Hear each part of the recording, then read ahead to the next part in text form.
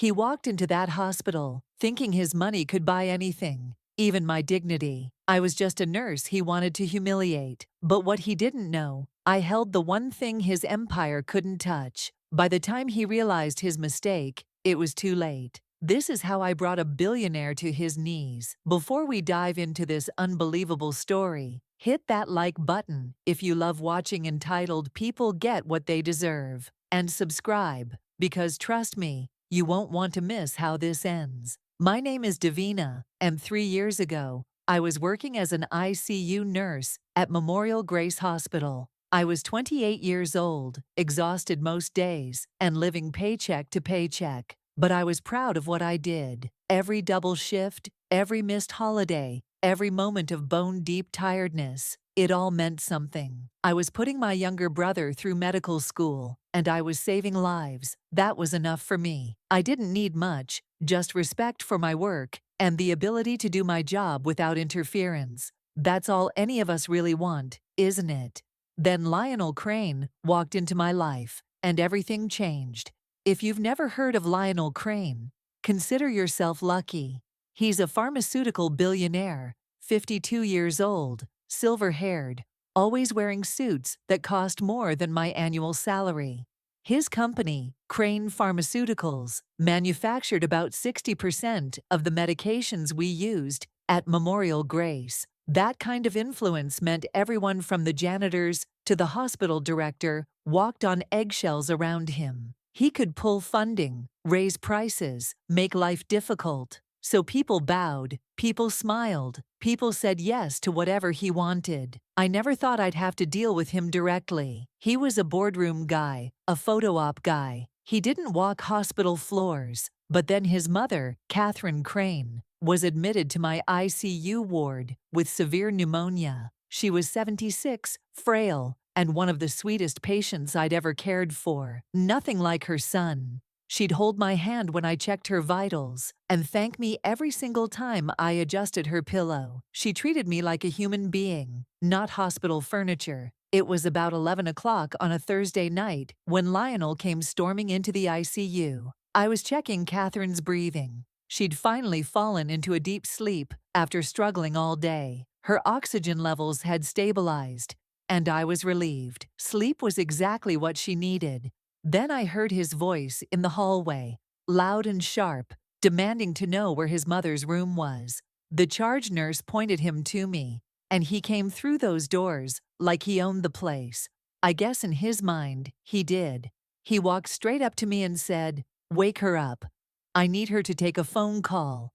I looked at him, then at Catherine sleeping peacefully, then back at him. "Mr. Crane, your mother needs rest right now. Her oxygen saturation just stabilized, and waking her could—" "I don't care about oxygen saturation," he interrupted. "I have a lawyer on the phone who needs her signature authorization for a property deal.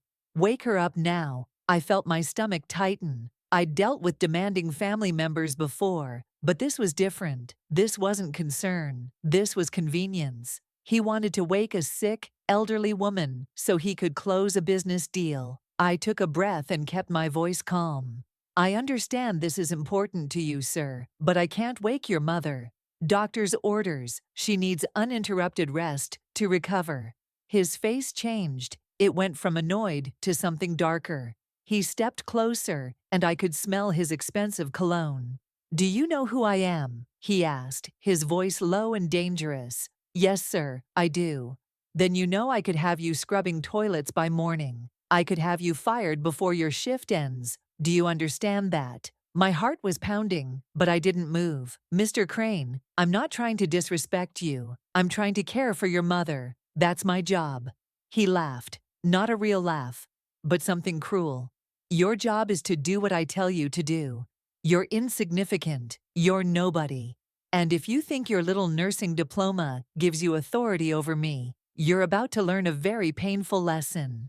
I looked him straight in the eye and said something I'll never forget. "Your money doesn't work in my ICU, Mr. Crane. Not when it comes to patient care." His face turned red, actual red. No one had said no to him in probably 20 years. He stared at me for a long moment, then turned and walked out without another word. I stood there shaking, watching Catherine sleep, wondering if I'd just destroyed my entire career. I went home that night and cried in my car for 20 minutes, but I couldn't have done anything different. I wouldn't have. The next morning, I was called into my supervisor's office. The hospital director was there too, looking uncomfortable, avoiding eye contact. My supervisor folded her hands on the desk and said, "Davina, we received a call from Crane Pharmaceuticals this morning. There's been a formal complaint filed about your conduct." My stomach dropped. "What kind of complaint?" "Mr. Crane claims you were insubordinate, rude, and endangered his mother by refusing necessary medical communication." I tried to explain what actually happened, but I could see it didn't matter. The director cut me off gently. "We're launching an investigation. Until it's complete, you're suspended without pay." "I'm sorry, Davina. We have to take this seriously." 2 weeks without pay. My rent was due in 5 days. My brother's tuition payment was coming up. I felt the walls closing in. But Lionel Crane didn't stop there. Over the next 10 days, I learned just how far his reach extended. He contacted the state nursing board with fabricated complaints, claimed I'd been rude to multiple patients, not just his mother. He spread rumors through hospital networks, used his connections to make sure my name was poison. Other hospitals stopped returning my calls. Former colleagues started avoiding me in the grocery store. Everyone was afraid of being associated with the nurse who disrespected Lionel Crane. He wasn't just trying to get me fired. He wanted to destroy my entire career. This was about power, about making an example, about teaching me my place in his world. I couldn't pay my rent. My brother called, offering to drop out of school. I told him no, but I didn't know how I'd make it work. I felt powerless, broken, humiliated. For the first time in my life, I understood what it meant to be crushed by someone with unlimited resources and zero conscience. I wanted to fight back, but how do you fight a billionaire? What weapons does a nurse have against that kind of power? Then Catherine asked to see me. She had one of the other nurses sneak me into her room before I was officially banned from the hospital. She was sitting up in bed, looking stronger, but her eyes were filled with tears. "I'm so sorry," she whispered. "I'm so sorry for what my son has done to you." I tried to smile. "It's not your fault, Mrs. Crane. He wasn't always like this," she said. "When he was young, he was kind. But money changed him, power changed him, and I've watched him become someone I barely recognize." She grabbed my hand with surprising strength. "You stood up for me when my own son wouldn't. You put my health before his business deal.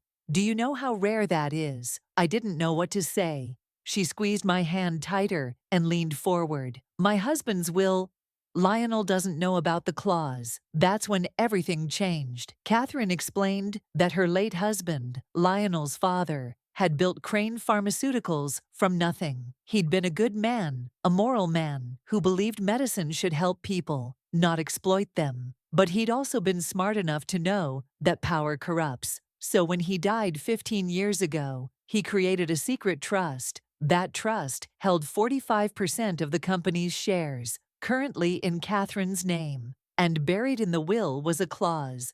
If Catherine ever deemed Lionel morally unfit to run the company, those shares would immediately transfer to a charity of her choosing. Lionel had no idea. He thought he controlled everything. He thought he was untouchable. "You have the power to destroy his empire," I whispered.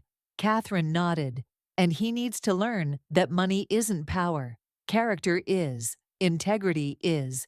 Standing up for what's right, even when it costs you everything, that's real power. That's what you showed me." I told her she didn't have to do this, that it was too big, too much, but she was determined. She asked me to contact the family lawyer, a man named Gerald Whitmore. I left that hospital room feeling like I'd stepped into someone else's life. This couldn't be real, but I had nothing left to lose. I made the call. Gerald Whitmore was 70 years old and had been waiting 15 years for this moment. When I met him in his office, he pulled out the original will and showed me the clause. It was real. Every word Catherine had said was true. Then he showed me something else. Documented cases of what Lionel had done with his father's company. Insulin prices raised 400%. Families bankrupted trying to afford medication for their diabetic children. People who died because they couldn't afford the drugs Lionel's company manufactured. All while Lionel bought yachts and private islands and threw parties that cost more than most people earn in a lifetime. I've watched him become a monster, Gerald said quietly, and I've been waiting for Catherine to have the courage to act. This wasn't just about me anymore. This was about every person Lionel Crane had crushed under his expensive shoes, every family destroyed by his greed, every life lost to his profits. I agreed to help Catherine execute the plan. Meanwhile, Lionel was preparing for his final victory. He called an emergency board meeting at Memorial Grace Hospital, demanding a formal vote to terminate my employment permanently. He wanted it public, wanted media there, wanted to make an example of me in front of cameras. This nurse endangered my mother through negligence, he told reporters gathered in the hospital lobby. The board had no choice. With Crane Pharmaceuticals threatening to pull funding, they voted to terminate me. Lionel stood before those cameras, looking triumphant.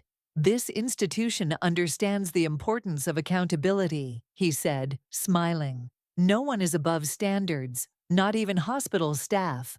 He looked right at me standing in the back of that conference room. I hope this serves as a lesson about respecting your betters. I felt the humiliation wash over me, hot and sharp, but I thought about Catherine, lying in that hospital bed. I thought about the families who couldn't afford insulin. I thought about Gerald's documents and the secret clause, and the power Lionel didn't know his mother held. And I waited. 20 minutes after that board meeting ended, Lionel received an urgent call. Emergency shareholders meeting at Crane Pharmaceuticals headquarters. He hadn't called this meeting. He rushed across the city, probably confused, definitely annoyed. He walked into that boardroom, expecting control. He found Gerald Whitmore presenting documents to every major shareholder. He found his mother on a video call from her hospital room. And he heard Catherine say the words that destroyed his empire. I invoke the moral fitness clause established by my late husband. The room went silent. Catherine's 45% of company shares immediately transferred to the Healthcare Access Foundation, a charity dedicated to lowering drug prices and providing free medication to those who couldn't afford it. The foundation's board included doctors, patients, and advocates, people who actually cared about healing, not profit margins. Lionel was no longer the majority shareholder. He'd lost control of his own company. The new majority voted immediately. Insulin prices reduced by 80%. All critical medication prices reduced to cost plus reasonable profit. Patient assistance programs established. And Lionel Crane was voted out as CEO, given a powerless advisory role where he could watch but never control. I heard he screamed, that he threatened lawsuits, called his lawyers, promised to burn everything down. But it was all legal, ironclad.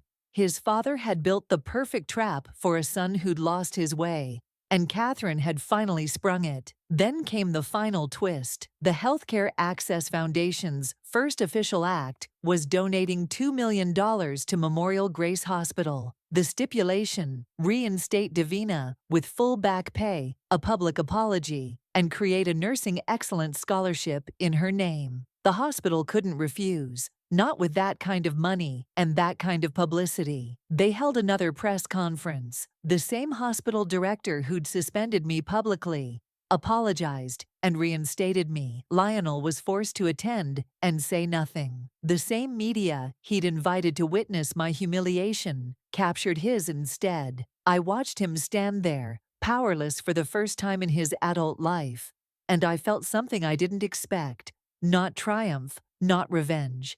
Just relief. Relief that justice actually happened. Catherine recovered and went home. I visited her a few weeks later at her estate. She thanked me for my courage, and I thanked her for hers. You didn't just save my health that night, she told me. You saved my conscience. I'd been looking for a reason to act for years. You gave me the courage. I went back to Memorial Grace as head of ICU. My brother graduated medical school and now works alongside me. The scholarship bearing my name has helped 50 nurses so far. I still work long shifts. I still get tired, but I learned something that Lionel Crane never understood and maybe never will. Real power isn't in bank accounts or boardrooms. It's not in threats or influence or the ability to destroy someone's career with a phone call. Real power lives in standing up when it costs you everything. It lives in knowing your worth doesn't come from someone else's approval.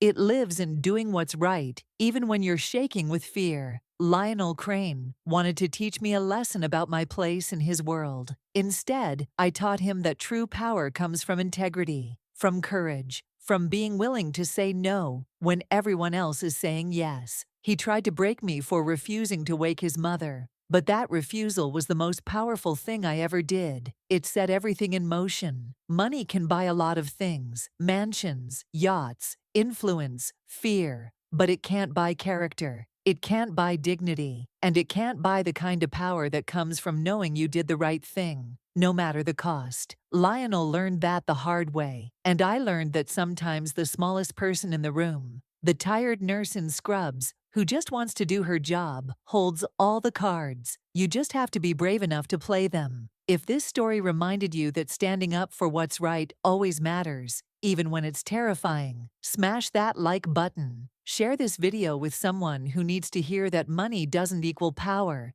And subscribe, because karma stories like this, they're just getting started. Drop a comment telling me, would you have stood up to Lionel or played it safe? I'll be reading every single one. See you in the next story.